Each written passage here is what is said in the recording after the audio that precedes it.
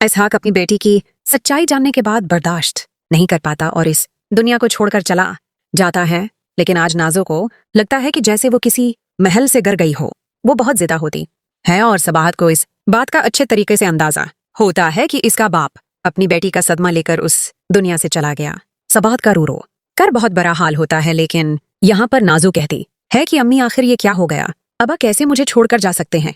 सबाहत ये बात सुनकर कहती है कि नाजो सच कहूं तो आज तुमने अपने बाप की जान ले ली अपनी हरकतों और खुद गर्जी की वजह से। इधर अरसल और रोमर के सामने भी उसकी सच्चाई खुलकर आ चुकी होती है, जहां अरसल यकीन नहीं कर पाता कि उसकी बहन इतना गलत कर सकती है।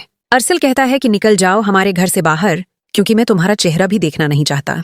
ये बात सुनकर नाजो कहती है कि भाई मैं कहाँ जाऊं, मेरे पास कोई ऑप्शन नहीं, क्योंकि रोहान भी मुझे तलाक दे चुका है। ये सुनकर अरसल गुस्से में कहता है कि अगर उसने तलाक दी है तो तुम्हारी हरकतों की वजह से, और ये बात तुमसे बेहतर कोई नहीं जानता। तुम ये सब कुछ जानती थी कि तुम्हारी हरकतों का अंजाम बहुत बड़ा होगा। क्या तुमने कभी सोचा कि उसके बाद क्या हो सकता है? नाजो रोती है, लेकिन अरसल को उसकी बातों से कोई फर्क नहीं पड़ता। वो कहता है कि मैंने जो कहना था कह दिया, अब जितनी जल्दी हो सके यहाँ से चली जाओ। नाजो रोते हुए अपनी माँ से कहती है कि अम्मी आप भाई को समझाएं, वो हमसे बात क्यों नहीं कर रहा। सबाहत कहती है कि नाजो जो कुछ तुम कर चुकी हो इसके बाद वो और क्या कर सकता है, तुमने अपने बाप की जान लेने में कोई कसर नहीं छोड़ी। नाजो कहती है कि हाँ मैं जानती हूँ मुझसे बहुत बड़ी गलती हुई, अब मैं जान कर रहूंगी कि ये सब बातें आखिर कैसे सामने आए। दूसरी तरफ परवीज कहता है कि आज नाजो जब तुम्हें दर्द में तड़पता देखूंगा तो मुझे सुकून मिलेगा, क्योंकि मैं भी इसी दर्द से गुजरा हूं जैसे मेरी बहन गुजरी थी। तुम्हें लगता है ये सब आसान है? नहीं, ये बहुत मुश्किल है। माँ बाप के जाने के बाद इंसान के ऊपर से सारी छत चली जाती है। परवीज जैसे ही घर आता है तो वहां कयामत का मंजर देखकर उसे अपने पुराने दिन याद आ जाते हैं।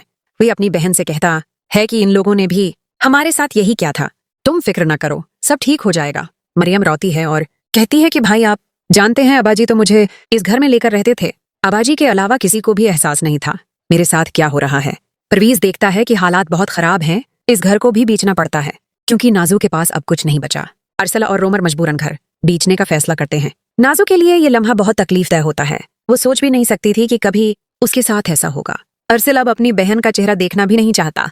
वो कहता है कि मैंने कभी नहीं सोचा था कि नाजो इतना गलत भी कर सकती है। सुंदुस कहती है कि मैं जानती हूँ और मुझे इस बात का अंदाजा था कि नाजो बहुत गलत कर चुकी है। अरसल कहता है कि इन सब बातों को भूल जाओ, याद रखने का कोई फायदा नहीं। इसने मेरी जान लेने की भी कोशिश की जबकि मैं उससे बहुत मोहब्बत करता था। मैंने तो कभी भी उसके साथ गलत करने के बारे में नहीं सोचा था। नाजो ने मेरे साथ ऐसा किया जो मेरी सोच से भी बढ़कर था। सुंदुस कहती है कि मैं जानती हूँ, लेकिन आप फिक्र न करें, सब ठीक हो जाएगा।